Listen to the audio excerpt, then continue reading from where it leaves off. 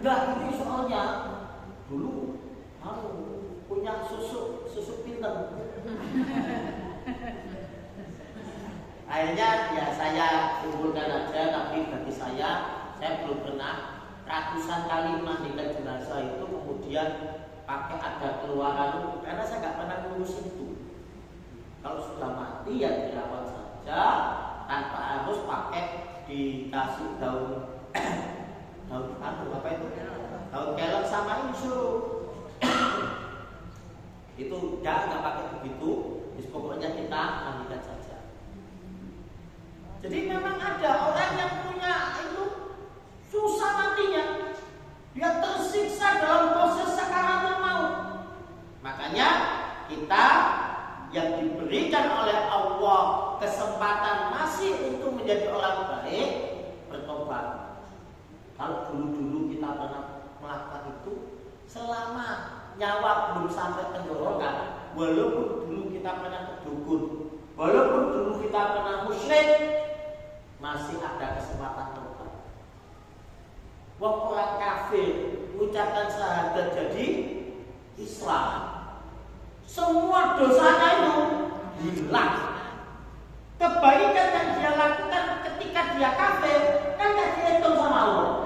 Tapi ketika dia syahadat, kebaikannya itu langsung dapat nilai. Jadi orang-orang kafir, orang non-muslim itu kalau beramal soleh gak ada nilainya. Tapi kalau dia syahadat, maka amal soleh yang dia lakukan sebelum Islam itu dihitung semua ada nilainya. Tapi kejahatannya ketika dia masih kafir, semuanya tidak ada nilainya, dimaafkan sama Allah. Itu hebatnya seorang mu'alaf. Sama jangan jadi mu'alaf, soalnya sudah muslim. Pas aku pikir mu'alaf lahir, tak kafir dulu terus tak muslim. Ya waktu kafir terus mati. Neraka. Ya hati-hati, jangan kemudian tamaan. Ketika dia menjadi muslim, maka semua dosanya dihapuskan dan amal baiknya dihitung. Selanjutnya Ibu,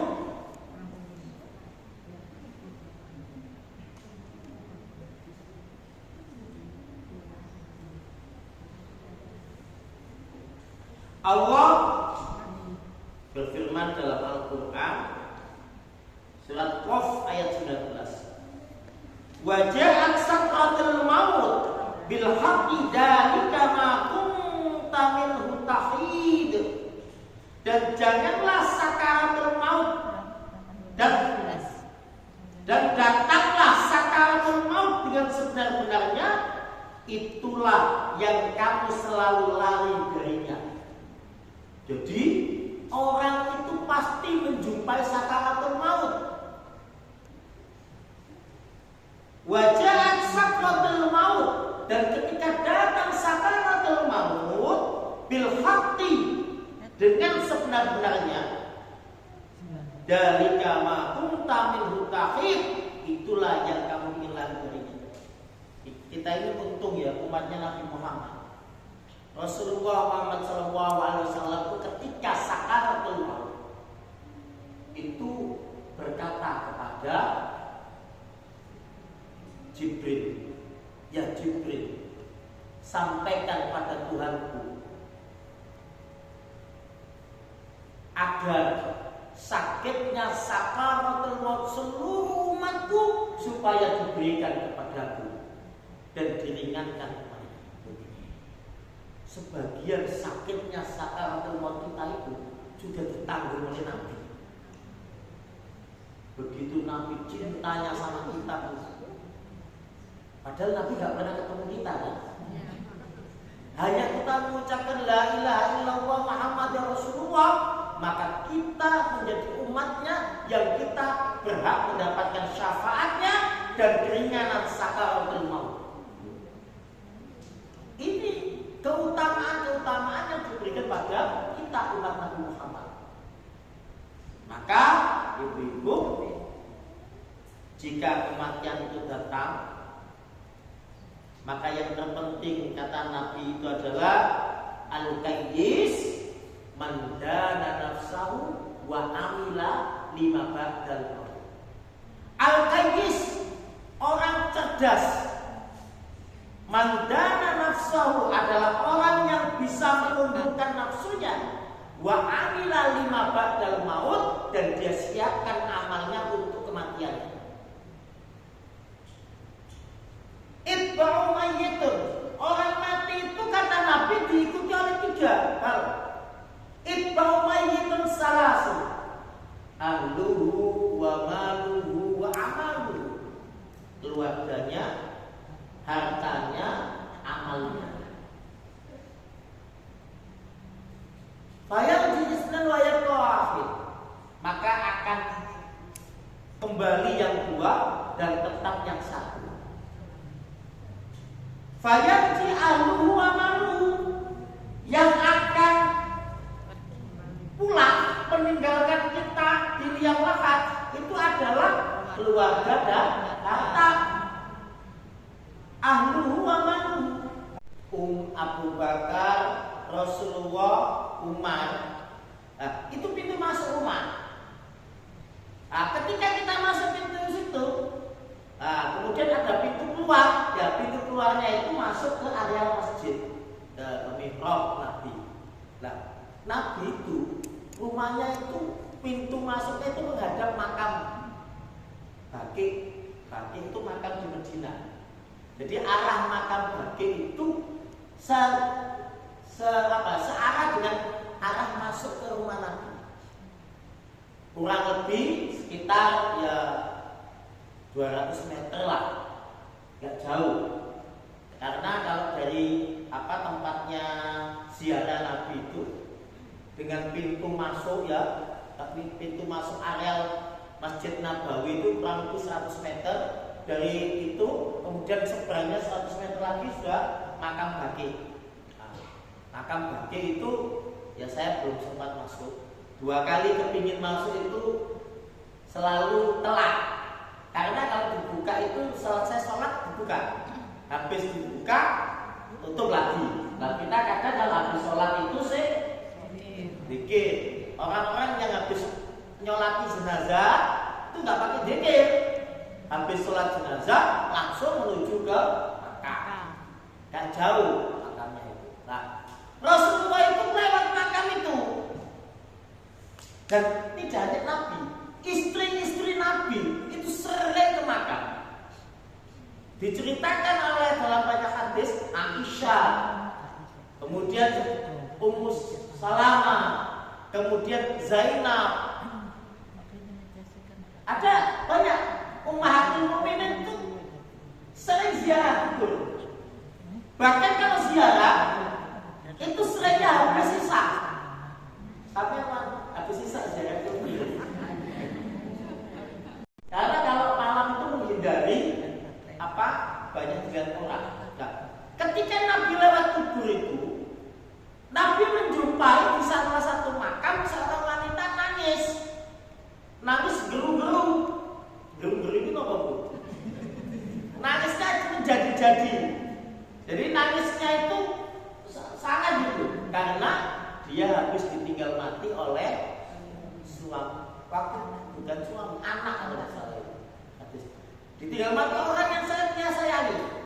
Lah, Nabi lewat itu, lalu Nabi berkata, "Isbir, sabarlah. Bersabarlah kamu, karena kematian itu adalah sesuatu yang ketentuan Allah." Wanita itu tidak pakai melihat orang yang nasihat.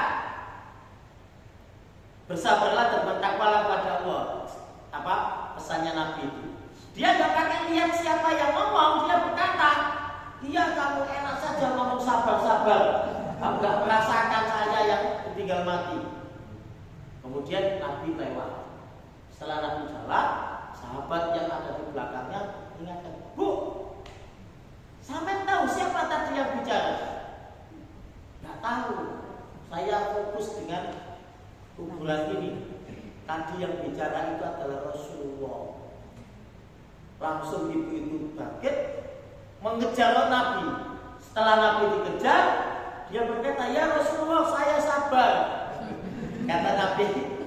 Sabar itu tempatnya di awal.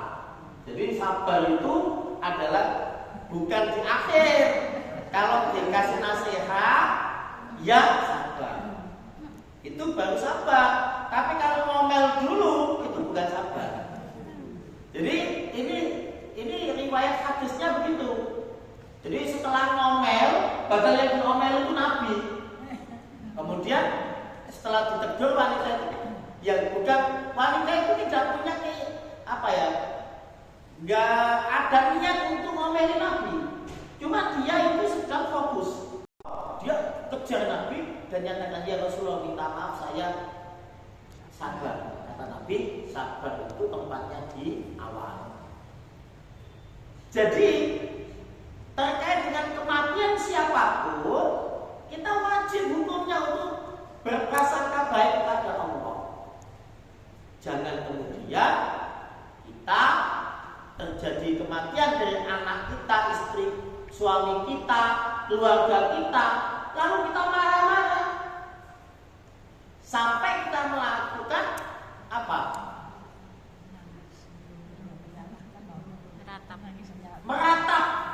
Meratap, nangis boleh nggak? Boleh. Rasulullah itu nangis ketika Ibrahim putranya meninggal. Nabi itu punya anak 7, 4 perempuan, 3 laki-laki. 3 anak laki-lakinya itu tidak ada yang sampai usia balik, nggak ada. Masih kecil-kecil meninggal. Ada yang baru lahir meninggal. Lah, Qasim Ibrahim itu masih berusia sekitar 3-4 tahun meninggal. Adapun kalau putri Nabi yang 4 itu sudah pernah nikah sampai menikah. Zainab, Ruqayyah, Ummu Kulsum dan Fatimah. Ini sempat menikah semua. Tapi yang anak laki-lakinya enggak ada. Masih kecil sudah wafat. Nabi ketika meninggalnya Ibrahim, itu Nabi sudah di Madinah. Dan dari peristiwa itulah hadis tentang gerhana matahari turun. Karena berbarengan dengan terjadinya gerhana matahari.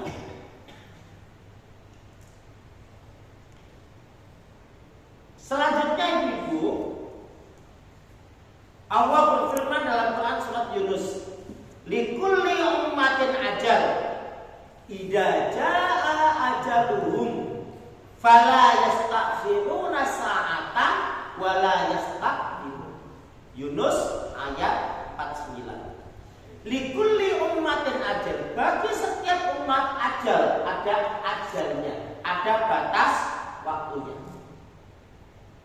Idza jaa ajaluhum, jika ajal itu telah datang, fala yastakhiruna sa'atan wala yastaqdimun, maka tidak bisa ajal itu diakhirkan atau dimajukan.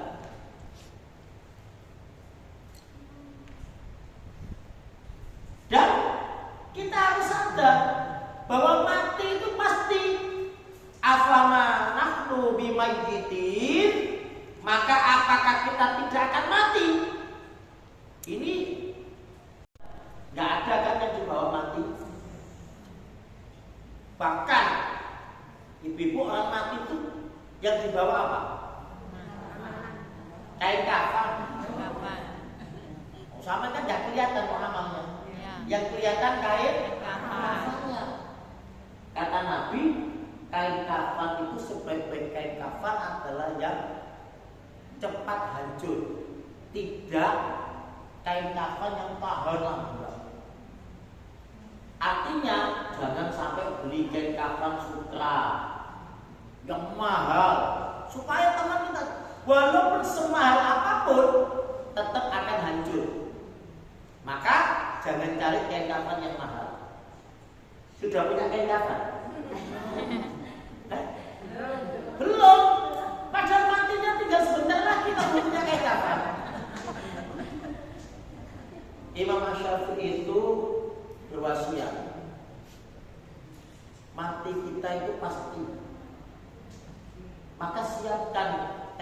kafan kita. Orang yang punya kain kafan di rumah, mohon maaf ya, orang yang punya kain kafan di rumah, maka dia mengingat matinya lebih tinggi daripada yang belum punya kain kafan. Kenapa? Ketika dia mau berbuat maksiat punya kain kafan, ini loh pakaianku. Tuh, jenengan kalau nggak punya kain kafan di rumah, ngerasa oleh pesek dowo. Padahal belum tentu kan. Tapi kalau kita pajang punya kain kafan, sampai pajang. Aku besar. Saya tuh punya 2 di rumah, kain kafan. Yang satu saya siapkan untuk saya dan untuk istri saya. Tapi tak bungkus, tak kodol mani.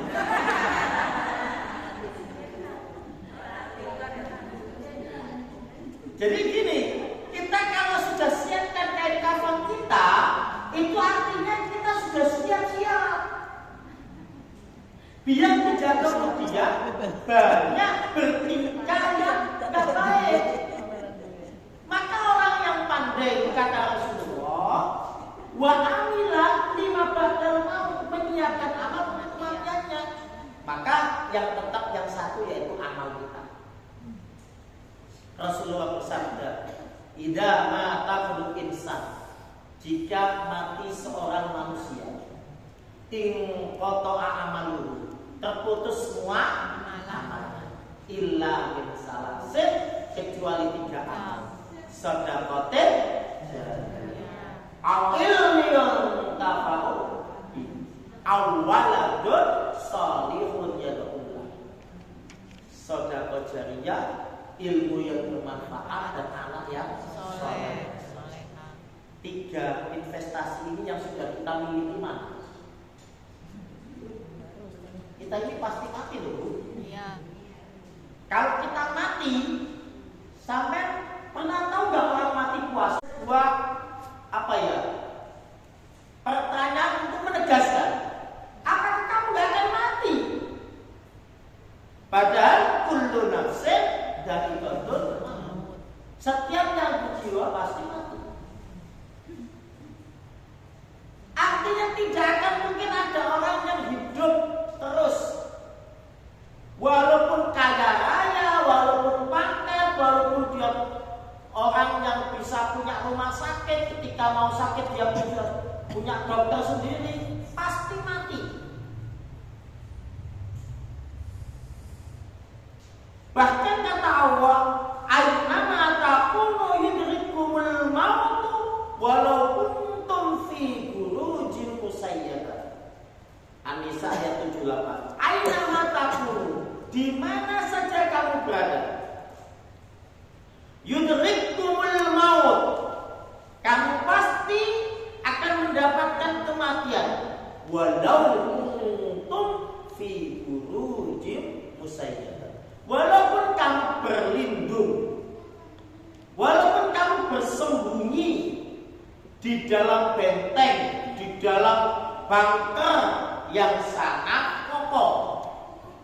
Orang-orang sekarang itu, mungkin ibu-ibu yang usianya 70-60 ke atas, dulu zaman PKI itu ya, ada kan setiap orang itu diusahakan punya bunker.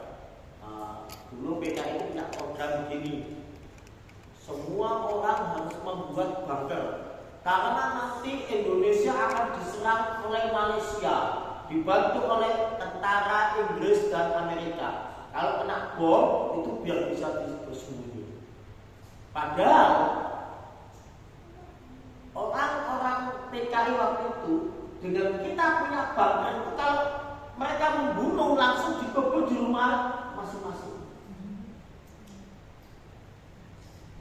Itu peristiwa tahun 65. Ada istilah bunker. Hampir dulu rumah lama itu punya bunker.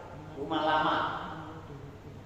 Yang kedua, peristiwa tentang tanda akhir kiamat.